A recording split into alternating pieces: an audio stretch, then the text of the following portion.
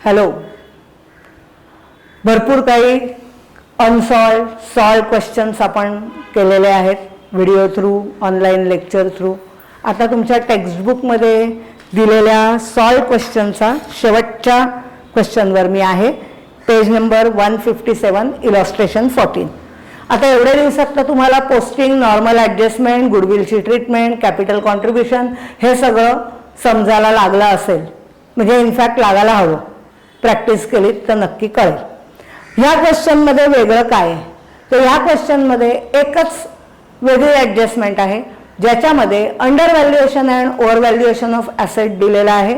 आपण फॉर्मॅट एंट्र्यामध्ये लिहिलेलं पण आहे, पण त्याचं कधी अमाऊंट दिलेली असेल तर डायरेक्ट करता येतं, अमाऊंट दिलेली नसेल तर कॅल्क्युलेशन आहे ते आपण याच्यामध्ये शिकणार आहोत. ओके, मी क्वेश्चनला स्टार्ट करते, तुम्ही पण रेफर करा.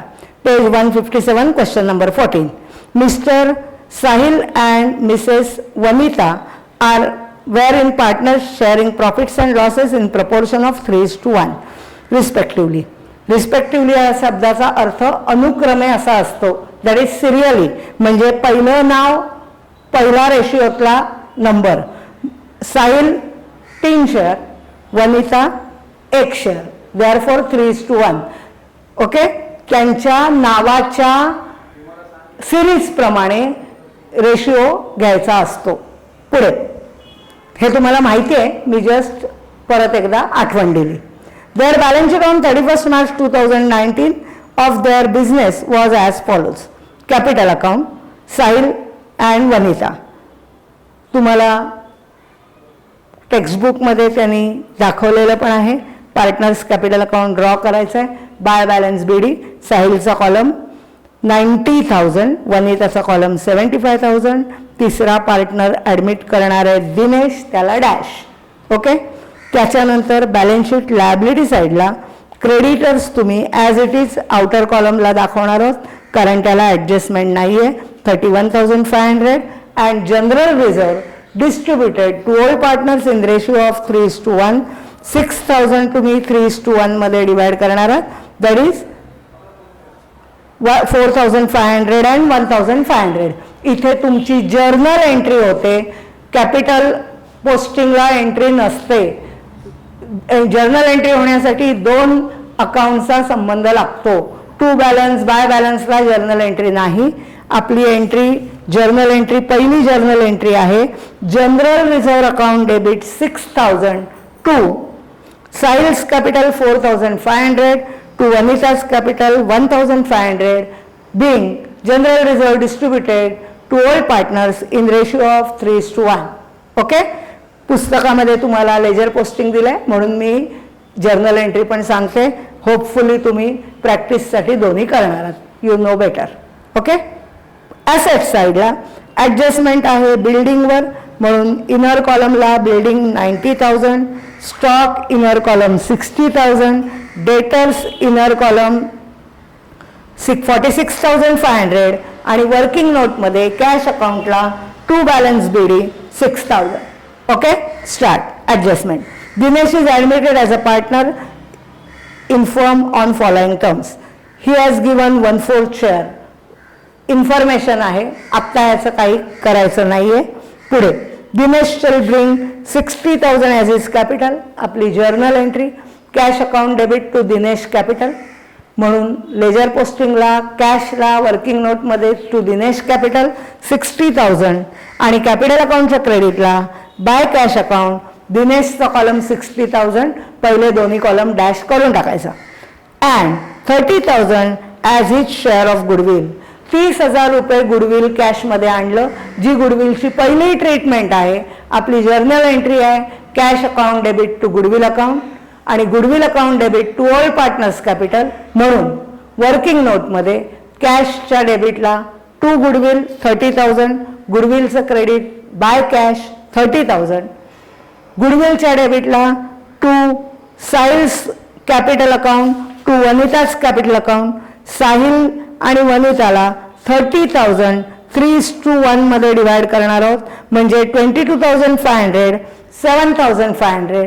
याचा सेकंड इफेक्ट कॅपिटल अकाउंटच्या क्रेडिटला बाय गुडविल 22,500 7,500.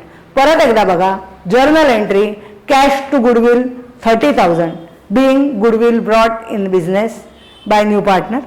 आणि दुसरी entry goodwill account debit 30,000 to Sahil's capital 22,500 to Anita's capital 7,500 being goodwill account transfer to old partners. Narration सकट सांगितलंय, पोस्टिंग तुम्हाला करता येईलच. तिसरी adjustment, building is over valued by 12,000. Over valued by 12,000, त्या बाय 12,000ला अंडरलाईन करा. And stock under valued by 20% in the books. By 20% in the बुक्सला अंडरलाईन करा. These assets are adjusted at there proper values. म्हणजे book व्हॅल्यूला आपल्याला त्या आणायच्या आहेत असा त्याचा अर्थ आहे. ओके. अँड हा शब्द दोन वेगळ्या ॲडजस्टमेंट एकत्र करून दाखवतोय. आपण पहिला अर्धा पार्ट करणार आहोत related with building. Building under over valued by 12,000 याचा अर्थ तुम्हाला टेक्स्टबुकमध्ये जी बिल्डिंगची व्हॅल्यू दिली आहे म्हणजेच 90,000, पण ॲक्च्युली बिल्डिंग ही ओव्हर व्हॅल्यू झाली आहे. म्हणजे त्याची व्हॅल्यू खरी 90,000 नाही आहे, 12,000 रुपयांनी बिल्डिंगची व्हॅल्यू जास्त दिलेली आहे, जी प्रॅक्टिकली मार्केट व्हॅल्यू त्याची ती नाही, बुक व्हॅल्यू त्याची ती नाही. मग काय करायला लागेल, तर ओव्हर व्हॅल्यूड ॲसेट प्रॉपर व्हॅल्यूला आणण्यासाठी आपल्याला 12,000 रुपये लेस करायला लागतील.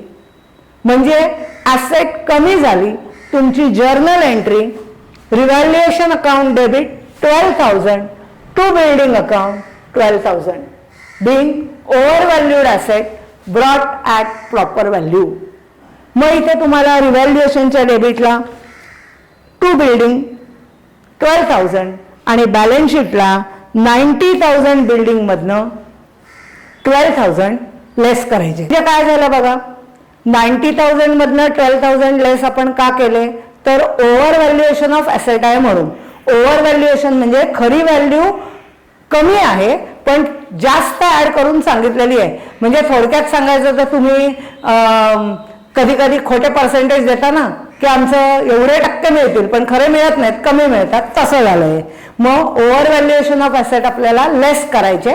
परत एकदा रिव्हॅल्युएशनच्या डेबिटला टू बिल्डिंग 12,000 आणि बॅलन्स शीट ॲसेटला बिल्डिंग मधनं 12,000 लेस. ओके. अँड हा शब्दाच्या पुढचं वाक्य आहे, stock is under valued by 20%.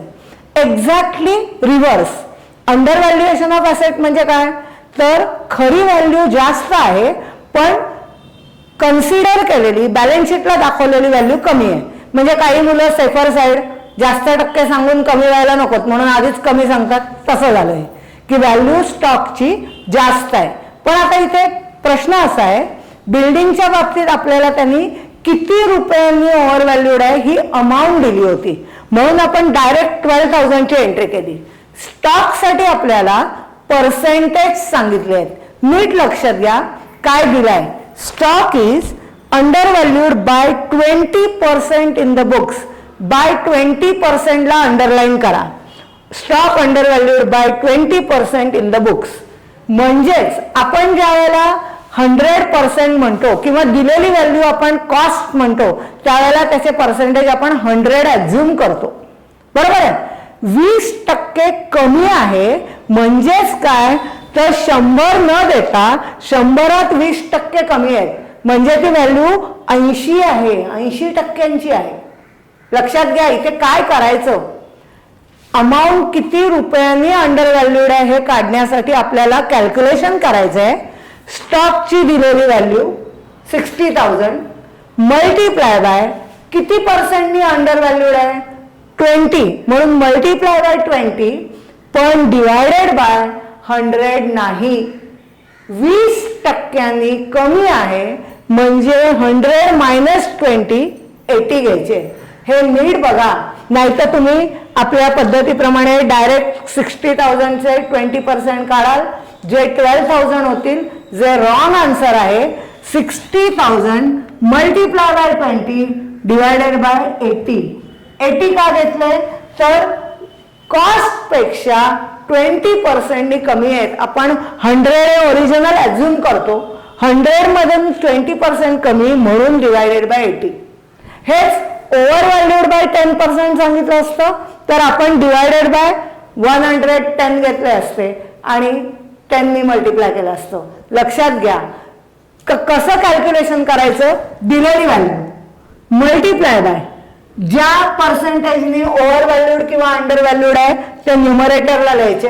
या केसमध्ये 20 आहे आणि डिवायडेड बाय अंडर व्हॅल्यूड असेल तर 100 मायनस वरचे दिलेले पर्सेंटेज, ओव्हर व्हॅल्यूड असेल तर 100 प्लस दिलेले पर्सेंटेज. ओके, इथे calculation 60,000 multiply by 20 divided by 80 that is 15,000. तुम्ही डायरेक्ट 20% काढाल 12,000 येईल, चुकीचं आन्सर असेल. मग अंडर व्हॅल्यूड असेट्ससाठी आपल्याला काय करायचं आहे तर आपली जर्नल एंट्री आहे stock account debit 15,000 to revaluation account 15,000. म्हणजे रिव्हॅल्युएशनच्या क्रेडिटला बाय स्टॉक 15,000 आणि स्टॉकमध्ये दिलेल्या स्टॉकमध्ये 15,000 ॲड करणार 75,000 आउटरला येतील. पुढची ॲडजस्टमेंट नेहमीप्रमाणे provide reserve for doubtful debt 1,200, debtors 46,500 less 1,200 आउटरला अमाऊंट रिव्हॅल्युएशनच्या डेबिटला टू डेटर्स स्लॅश RDD 1,200. तुमची जर्नल एंट्री आहे revaluation account debit to debtors or RDD 1,200. इथे तुमचा क्वेश्चन संपतो. रिव्हॅल्युएशन अकाउंट क्लोज करायचं, त्याचा येणारा प्रॉफिट 3:1 मध्ये डिवाइड करायचा. तुमची जर्नल एंट्री होते तिथे revaluation account debit 1,800 to Sahil's capital account 1,350 to Vikas capital account 450 being revaluation profit distributed to all partner in old ratio 3:1. मग कॅपिटल अकाउंट कॉलमवर क्लोज करा, त्याचा बॅलन्स टू बॅलन्स CD जो बॅलन्स शीट लायबिलिटी येईल. Cash at bank account close करा, त्याचा balance ते close केल्यावर bye balance CD जो येतो तो तुम्ही ॲसेट साईडला घेणार आहात 96,000. गुडविल अकाउंट ट्रीटमेंट फर्स्ट असल्यामुळे ऑटोमॅटिकली टॅली आहे, म्हणजेच तुमची बॅलन्स शीट टॅली होणार आहे 2,94,300. ओके, या क्वेश्चनमध्ये आपण over valuation and under valuation of asset शिकलो, जे आतापर्यंतच्या क्वेश्चनमध्ये हार्डली आलेलं होतं. तुम्हाला त्याचं डायरेक्ट अमाऊंट असेल तर काय करायचं आणि पर्सेंटेज असेल तर काय करायचं दोन्ही दाखवलेलं आहे. जर्नल विथ लेजरची प्रॅक्टिस करा, ट्राय करा, काय अडलं तर मी आहेच. ओके, याच्याबरोबर आपले इलॉस्ट्रेशन्स सुद्धा सगळी कंप्लीट झाली. आधी आपण अनसॉल्व क्वेश्चन कंप्लीट केले होते, म्हणजे ॲडमिशन शिकवण्याचा point of view for teaching point of view totally complete आहे. तुमच्या काही डिफिकल्टीज असतील तर आपण त्या परत नवीन व्हिडिओ थ्रू किंवा ऑनलाईन लेक्चर थ्रू कन्सिडर करूच. ओके, म्हणजे तुम्हाला 2 टॉपिकची आता प्रॅक्टिस करायला रेडी आहे. एक फायनल अकाउंट जे आपण पार्टनरशिप फायनल अकाउंट जे आपण आधी घेतलं आणि दुसरं reconstruction of partnership that is admission of partner. दोन्ही टॉपिकची व्यवस्थित प्रॅक्टिस करा, कारण जसजसं आपण नवीन नवीन क्वेश्चन नवीन नवीन टॉपिकवर शिफ्ट होऊ तुम्ही जुने टॉपिक विसरण्याची शक्यता आहे. Don't do that. Regular practice is very much required. Okay, goodbye, thank you.